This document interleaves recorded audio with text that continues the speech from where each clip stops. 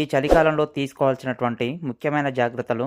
Morning సూర్యరశ్మి వచ్చే సమయంలో కంపల్సరీగా ఈ యొక్క కర్టన్స్ అనేది ఓపెన్ చేయడం వల్ల డైరెక్ట్గా సూర్యకిరణాలు అనేది చిక్స్ పైన పడే విధంగా చూసుకోవాలి. ఇలా పడినట్లయితే డైరెక్ట్గా డి విటమిన్ సప్లిమెంట్ అనేది ఉంటుంది. అదేవిధంగా కాల్షియం డెఫిషియన్సీ అనేది ఫిల్ అవుతుంది.